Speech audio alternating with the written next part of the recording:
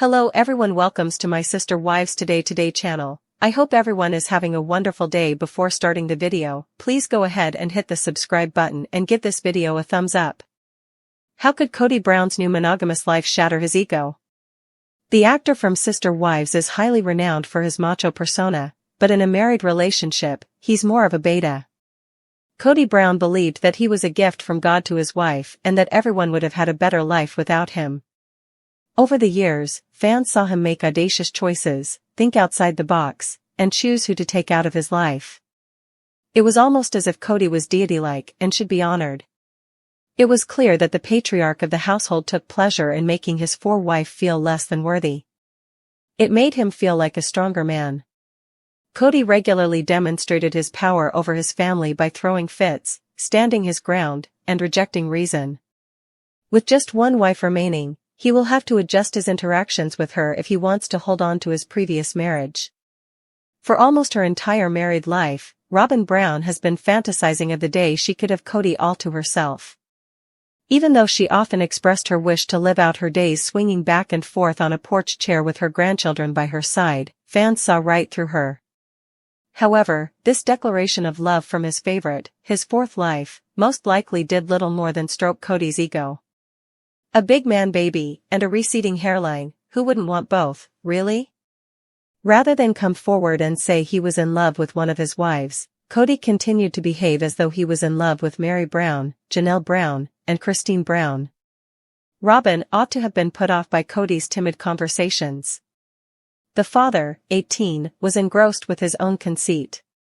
Trying not to lose his cool, Kody wondered himself if he had ever wanted to be a monogamous man. Even though Kody constantly demanded complete loyalty, he never allowed himself to give back to his family. During the tell-all, he questioned the host, "Do you want to find favor by being loyal to me and never allowing someone to trash-talk me? Or would you like to just sit here and berate me harshly?" Kody could not shake the feeling that his wives were disapproving of him behind his back. Though, to be honest, he deserved it. Kody's inflated ego forced him to define loyalty in a questionable manner. He made an excessive much of himself. "And it's not just about my character, it's about their character," Kody said. "Who else wants to run a long way here?"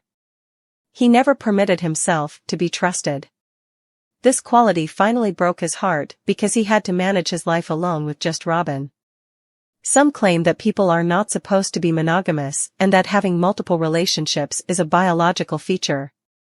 And at one point, I believe Kody genuinely accepted that way of thinking.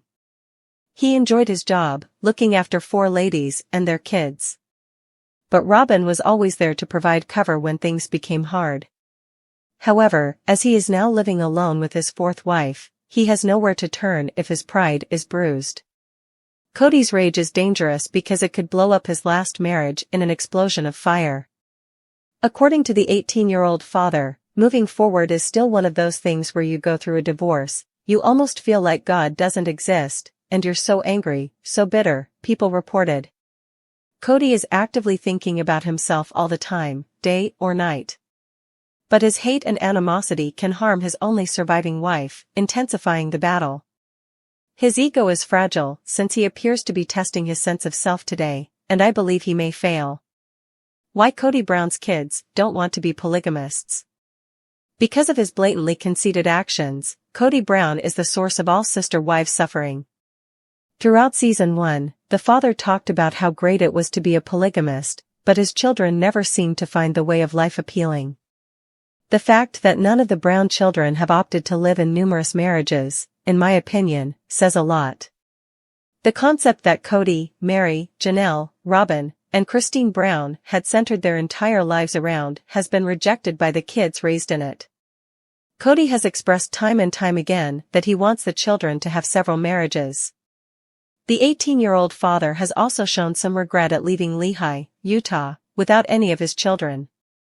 But TLC viewers saw that none of Kody's relationships were steady. Furthermore, he hinted that this could be the reason his children rejected his faith. Kody puts the blame on living in Sin City, even though he forgets that it was his idea to move the family there. Kody regularly showed his desire to rule over the women by denying them any agency in their lives. Even if the women weren't in favor of anything like relocating to Arizona, it didn't matter since Kody was the one who always cast the decisive vote when it came to important issues. Similarly, the women's financial status didn't emerge until much later in life. The kids' most painful childhood memories may have been of Kody's skill at manipulating their feelings. Observing Kody's utter failure begs the question of why anyone would like to oversee several marriages. I believe that Kody is genuinely bothered by the fact that his children haven't chosen many marriages, even if he doesn't seem to be close to or interested in the bulk of them. Nonetheless, a large number of the kids have spoken up and didn't hold back. Payton Brown told his mother in a season 18 episode, "When we first went public, the goal of going public was to say, polygamy works. These days, it doesn't appear to work in my household."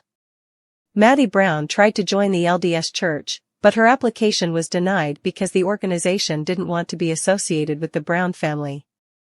Garrison Brown left the Apostolic United Brethren, AUB, and joined the LDS Church after 7 years of trying to become a member, even though he did not want to become a polygamist. In her wedding episode, Aspen Brown said, "I don't want to do plural marriage," voicing her disapproval of the tradition. "I know it's not designed for any of us to do this, even though I feel kind of bad about it." Michael T. Brown also said, "I'm not going to live polygamy," during a confessional on the couch. "I don't think that's for me. I don't think I could ever achieve the achievements of my parents." In the most recent Sister Wives wedding special, Michael T. restated her position that she would never want to share her spouse, saying, "Honestly, in Las Vegas is when my opinion about polygamy started to really shift. Honestly, I loved having all of my siblings, my mom, and my dad, but I don't think it was fair to my parents," the mother of 3 stated. In a marriage, none of them received what they needed. Isabel Brown, 20, echoed her sister when she added, "But I'm really thankful that I grew up in a polygamous household, because I love having so many siblings, it's amazing.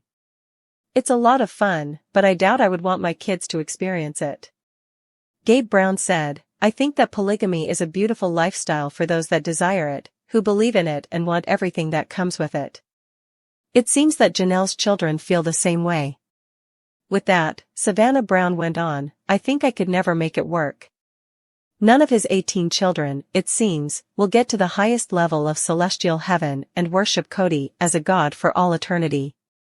While the Brown family laid Garrison Brown to rest in March, they are all experiencing different forms of grief since his departure.